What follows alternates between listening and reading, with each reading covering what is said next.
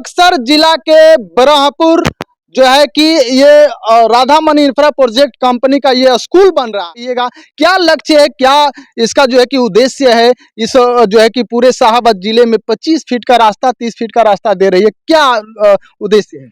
उद्देश्य करेंगे वाकई। क्या नाम है आपका? सुदर्शन पांडे। क्या कहिएगा, ये जो थोड़ा घुमा कर दिखा दीजिए। ये जो पिलर इतना मोटा और इतना मजबूती के साथ बनाया जा रहा है, और सरिया के बारे में हम बात करेंगे। सरिया इतना मोटा तगड़ा लगाया जा रहा है, मतलब कि क्या गोल है, क्या लक्ष्य है, क्या इसका फ्यूचर है कि इतना जो है कि मोटा मोटा सरिया दे करके इस पिलर को ढलाई किया जा रहा है। ये कितने तले तक स्कूल जाएगा। हम पहुंच चुकल बानी ओ जगह पे, जौन की जगह के नाम बा सुंदर से सिटी बना रहल बिया राधा मनी कंपनी, जौन की आनंद विहार फेज 1 के नाम से मशहूर बा। इस जगह के थोड़ा घुमा कर दिखा दी कि जगह कितना बढ़िया और सुंदर जौन बात। हम प्लॉटिंग का प्लॉटिंग के थोड़ा दिखा दिया जाओ। इस प्लॉटिंग के बारे में चर्चा कल जाई। अब भोजपुरिया में हमनी के बोलब जाए आज, ऐसे कि मैडम जी के हम जानते रहे कि हिंदी आवेला, लेकिन भोजपुरियो यहाँ के बहुत अच्छा से बोल लेता नहीं। तो भोजपुरिया में रउरा सबसे हम बात करब कि जौन प्लॉट लौकता, ई प्लॉट के का साइज कटल बा। दादी माँ भेटा गइल बानी, यहाँ के जमीन बगले में बा। इहे से हम तनी जानल चाहतनी। दादी, हई जमीन हमार रुआ काटो तनी धनवाई के कर। हम पहुंच चुकल बानी दूसरा प्लॉट पे। हौ जौन स्कूल देखनी हिजा, ओइजा पहला प्लॉट रहला, ई दूसरा प्लॉट है। ई जौन चीज बा तौन हाईवे के एकदम सटल बा। हाईवे के सटल बा। हम पूछल चाहतनी कि हई जौन थोड़ा प्लॉटिंग दिखा दी। प्लॉटिंग एजो कटल बा। ई जौन रास्ता पे खड़ा बन जाई, क फीट के रास्ता है?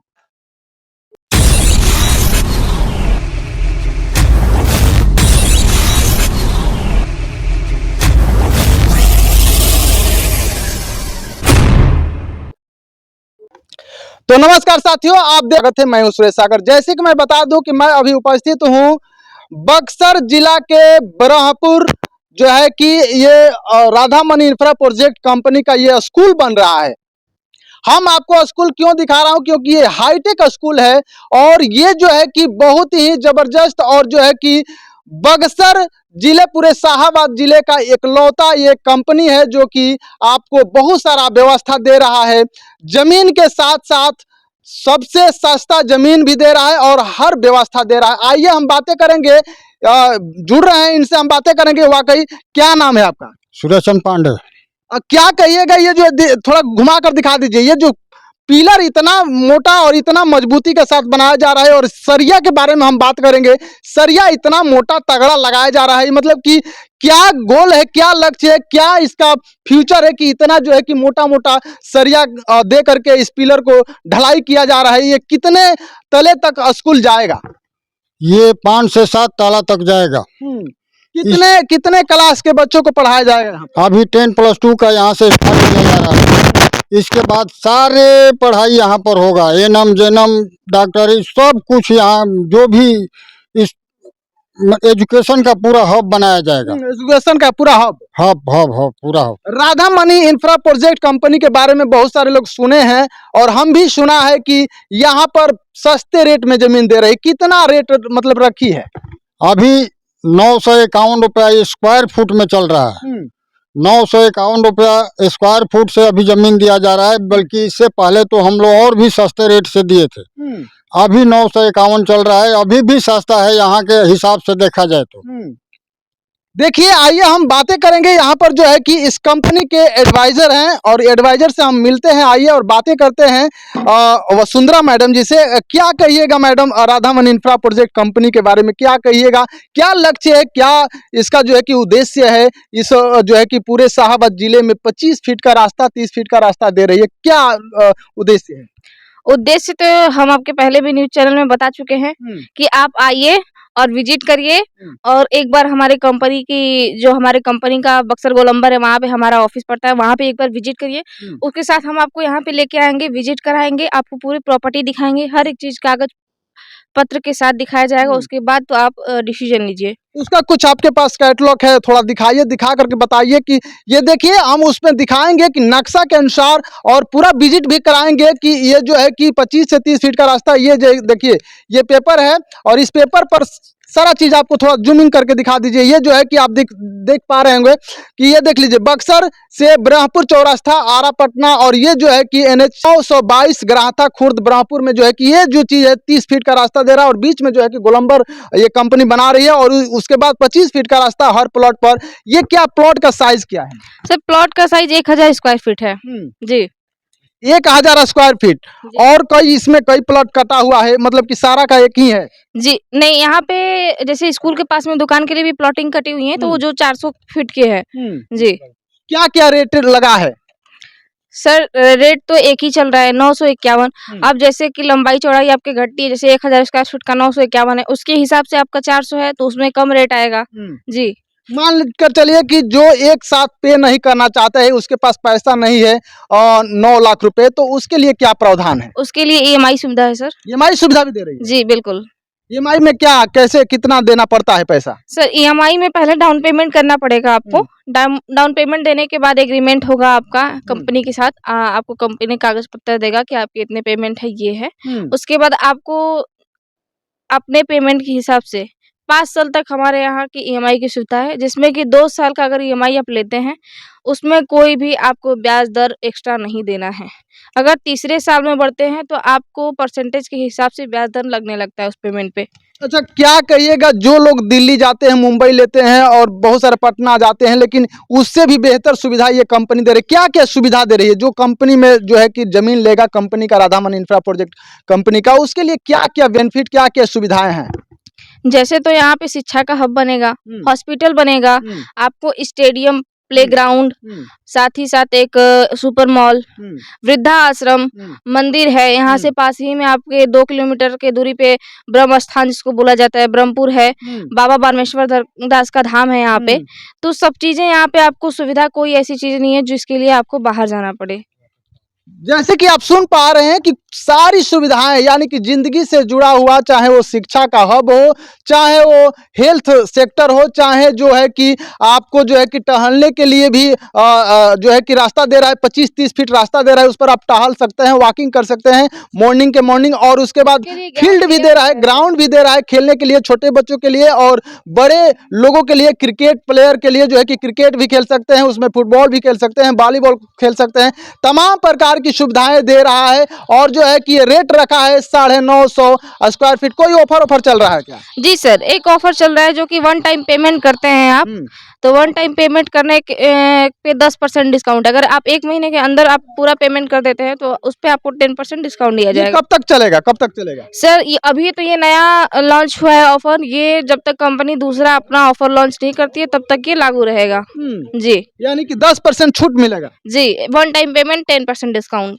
यानी कि आप सुन पा रहे हैं, ये भारी छूट है। ये कंपनी राधामनी इंफ्रा प्रोजेक्ट कंपनी आपको जो है कि भारी छूट दे रही है 10% का। यदि आप 1 टाइम पेमेंट करते हैं तो आपको 10% छूट, यानी कि 95,000 तक आपको छूट मिलेगा। और EMI लेते हैं तो अभी तक हमने सुना है कि फ्रिज, कूलर, टीवी, पंखा, जो भी इलेक्ट्रिक सामान है या गाड़ी है उसमें मिलता है EMI, लेकिन जमीन में अभी मैंने नहीं सुना था।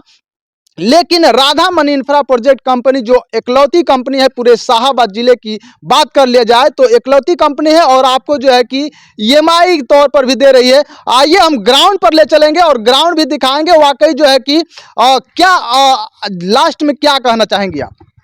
बिहार है तो बिहार का भाषा है भोजपुरी। भोजपुरी, हाँ, तो उम्मा कहल जा सकेला कि रउआ लोग आइन जा, एक बार देखी जा, ओकरा बाद देखी जा कि का हंगामा होता बिहार में। हम तो जानत रहे कि हिंदी में बात कर सकते हैं आप, लेकिन भोजपुरियो बड़ा अच्छा बोलता नहीं। हमारे बिहार आइल बनी तो बिहार का भोजपुरी भाषा होता ना बोलो। भोजपुरी एकदम चलेगा। बिल्कुल। तो तनी बिहारी खातिर भोजपुरी में भी कुछ बता दी कि ई राधामनी कंपनी जौन खुलल बिया, एकरा में जौन प्लॉटिंग करतिया, केतना के प्लॉट बा, केतना रुपया के चार्ज बा, ओकर कैसे कैसे दे रहल बा? एमा चार्ज बाटे, जैसे स्क्वायर फीट के हिसाब से देवल जाला जमीन। आप यहाँ कट्ठा डिसमिल के हिसाब से बिचेला, लेकिन यहाँ पे यहाँ स्क्वायर फीट के हिसाब से प्लॉटिंग कटल बा 1000 स्क्वायर फीट। तो रउआ लोग आइन जा, एक बार विजिट करी जा। हमार कंपनी बाटे राधामनी इंफ्रा प्रोजेक्ट प्राइवेट लिमिटेड, जेकर ऑफिस पड़ेला बक्सर गोलंबर के पास में। आप एक बार आइन जा, वीडियो का नीचे कॉन्टेक्ट नंबर देवल रही, ऊपर कॉल करी जा, एक बार आइन जा, विजिट कराइन जा ऑफिस पे, फिर हम वहाँ से ब्रह्मपुर से कितना किलोमीटर पहले बा? सर ब्रह्मपुर चौराहा से 2 किलोमीटर पहले पड़ी। 2 किलोमीटर पहले जी कोनो और फेमस जगह कोनो जी अगल-बगल? यहाँ बाटे आपको गरहथा खुर्द जोन बोलल जाला गाँव, हम्म। बक्सर बलिया ढाबा बाटे एजा और मानेश्वर होटल बाटे, ओकर बीच में हमार गेट बनल बाटे। जैसे कि रउआ सब सुनने ही जा कि एजा बक्सर बलिया ढाबा बा मनेश्वर होटल के दोनों के बीच में जौन बा तौन एक वाइड से गेट मिली बहुत से बड़ा, जौन की 30 फीट के रास्ता आवता, हाईवे से एकदम सटले जमीन बा भैया। आ एकदम हम देखाई वो जमीन पर ले चलब रउआ सबके, कुछ ही समय में वो ग्राउंड पे ले चलब, वो जमीन के कैसे बा, कितना फीट के रास्ता बा कि ना। ऐसे कि बहुत सारे लोग बोलेलन लेकिन कहेलन कुछ और, लेकिन जमीन पर जाके देखला पे ओकर कुछ औरे दिखेला। लेकिन हम हर चीज दिखावे के प्रयास करब, रउआ सब लगातार बन रही जा। हम पहुंच चुकल बानी ओ जगह पे जौन की जगह के नाम बा, सुंदर से सिटी बना रहल बिया राधा मनी कंपनी, जौन की आनंद विहार फेज 1 के नाम से मशहूर बा। इस जगह के थोड़ा घुमा कर दिखा दी कि जगह कितना बढ़िया और सुंदर जौन बात हम प्लॉटिंग काटल, प्लॉटिंग के थोड़ा दिखा दिया जाओ। ई प्लॉटिंग के बारे में चर्चा कल जाई आ भोजपुरिया में हमनी के बोलब जाए आज।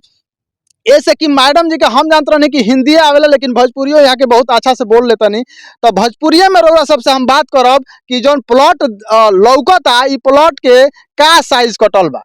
इ प्लॉट के साइज कटल बा 1000 स्क्वायर फीट। जी जहाँ हमनी के खड़ा बानी जा, रास्तावा कितना फीट के बा? रास्तवा जैसे 2 किस्म का कटल बाटे, एजा 30 फीट का भी और 25 फीट का भी। 25 फीट और 30 फीट 2 किस्म के बा। 25 फीट हर प्लॉट पे देवल गइल बाटे। हर जमीन को जेन ग्राहक अइहा उनकर घर का आगे 25 फीट का रास्ता बा। ई रास्ता जहाँ आप खड़ा बानी 30 फीट का बा, काहे कि स्कूल के पास बा, तो स्कूल के सुविधा के खातिर गाड़ी आई जाई, तो ई रास्ता 30 फीट के बा। यानी कि रउआ सब सोच सकतनी जा कि स्कूल जहाँ बनेला, स्कूल के रास्ता 30 फीट के ऐसे दिहल जाता कि 2 गो बस खाली एगो बस हारी से एगो बस हारी से पास हो जाई।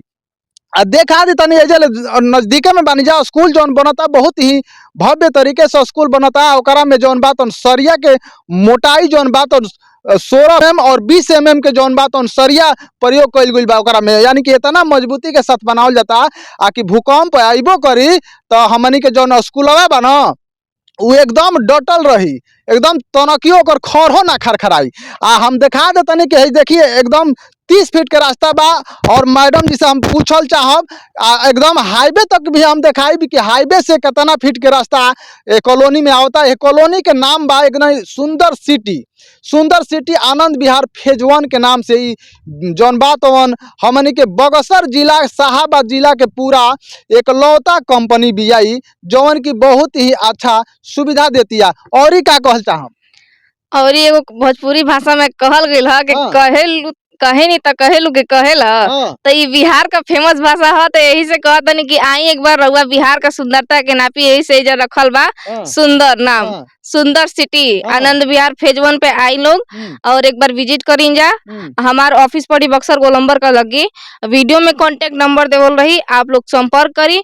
हम आप लोगन के बहुत लोग जौन बात बिहार में जूझत कावन चीज में, तो सबसे ज्यादा देखल जाऊन तो कोर्ट में जाइल जाओ तो सबसे ज्यादा केस बा तो जमीनीय विवाद में बा। एकरा पे का कहल चाहम रउआ? देखी जमीन विवाद ऐसे बाटे कि काहे कि लोगन जमीन लेवे से पहले देखत नहीं खा कि जमीन का कागज कैसन बा।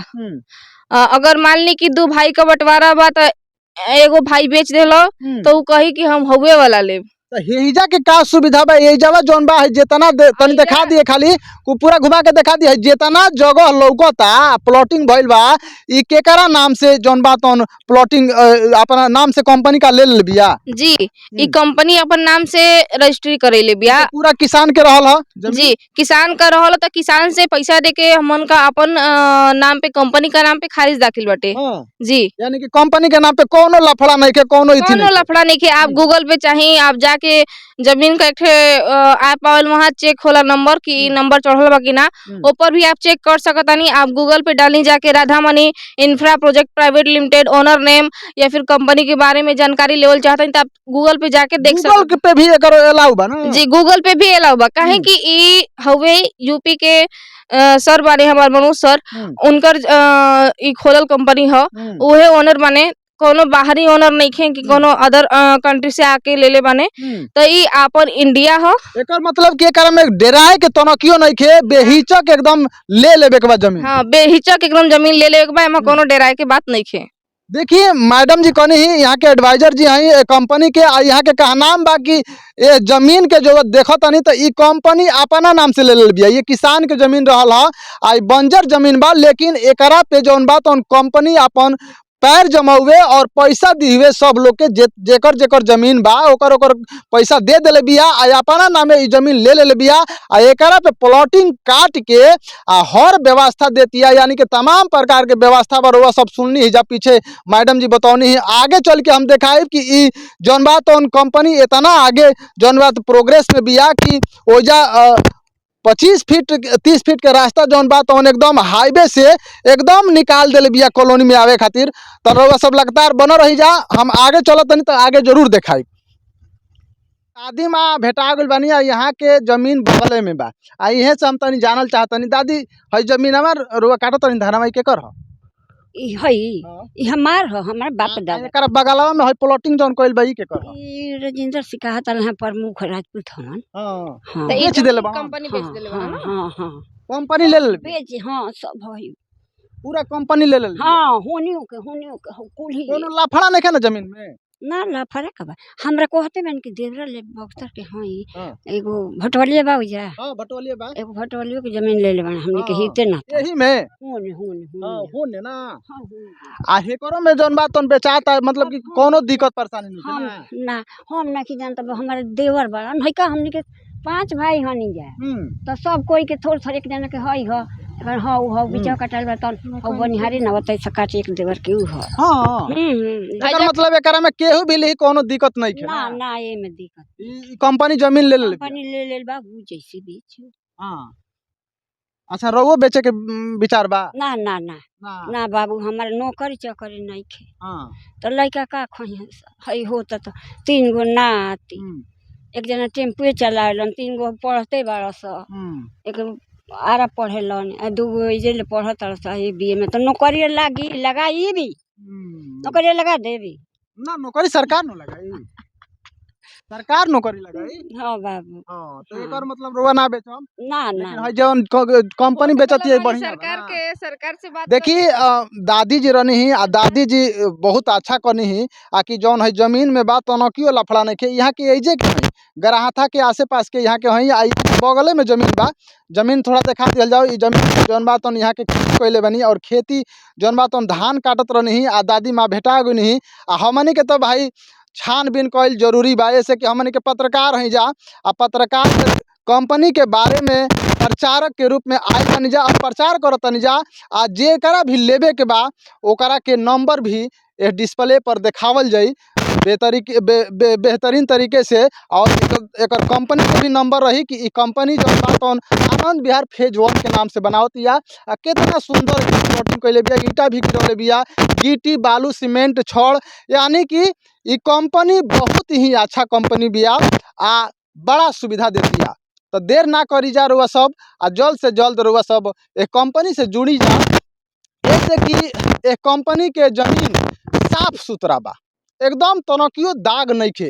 ये कंपनी में जे भी जमीन लीही तुरंत रजिस्ट्री हो जाता, यानी कि अभी आगे चल के देखाई और भी प्लॉट बा एकर, आ एकदम हाईवे के जरी से कटल बा प्लॉट। चली जा हम देखाओ तनी हाईवे तक। तो अब हम पहुंच चुकल बानी दूसरा प्लॉट पे। हौ जौन स्कूल देखनी ही जा, ओइजा पहला प्लॉट रहला, ई दूसरा प्लॉट ह। ई जौन चीज बा तौन हाईवे के एकदम सटल बा, आ हाईवे के सटल बा। हम पूछल चाहतनी कि हई जौन थोड़ा प्लॉटिंग देखा दी, प्लॉटिंग एजो कटल बा, आ ई जौन रास्ता पे खड़ा बन जा, ई क फीट के रास्ता ह? 25 फीट का रास्ता है। 25 फीट के। 25 फीट के का व्यवस्था देता कंपनी? कंपनी सारा व्यवस्था देते रही। कंपनी एक एक प्लॉट 1-1 हजार के कटले बड़ुए, ऊपर 25 फीट का रास्ता देता है। हर प्लॉट के सामने 25 फीट का रास्ता बड़ुए। बाकी एजा स्कूल बनते बड़ुए, हॉस्पिटल बनते बड़ुए, एजा गुरुद्वारा वृद्धाश्रम बनी, वृद्धो आश्रम बनता। हाँ वाटर पार्क बनी, और बच्चन के ग्राउंड बनी, सियानों के ग्राउंड बने, सियानों के ग्राउंड बनी। यानी कि तमाम प्रकार के चीज रउआ सब सुननी ही जा, सब व्यवस्था देती या। एगो जमीन लिहाला के वास्ते रउरा सबके इतना सुविधा मिल रहल बा। अच्छा, जे लिहल चाही उ कैसे मतलब कि संपर्क करी, कैसे कहाँ पर एकर कार्यालय वगैरह कहाँ पर एकर ऑफिस बा? बक्सर गोलंबर पे एकर ऑफिस बा, जौन भरौली रोड जात रुए जस्ट जैसे ही मुड़ो तनी जा ओइजे बड़ुए, ओइजा से फोन के नंबर के द्वारा बात करब, ओइजा हमनी के बुला लेब जा, चाहे ओइजा से रिसीव कर लेब जा। ये तमाम प्रकार के चीज बा। ई सुंदर सा सिटी बनता। ये सिटी के नाम बा आनंद विहार फेज 1, यानी कि ओहिजा तक दिखा दीजिए, जूमिंग करके दिखा दीजिए, जो काफी नजदीक बनी जाए। यानी कि 30 फीट 25 फीट का रास्ता दिखावल बा, 25 फीट का ही रास्ता बा, लेकिन ई का ऐसा ही रही कि एकदम चकाचक रही। एकदम रोड को ढलाई करके दोनों तरफ पानी के नाला बना करके ये दिया जाएगा। अच्छा, मान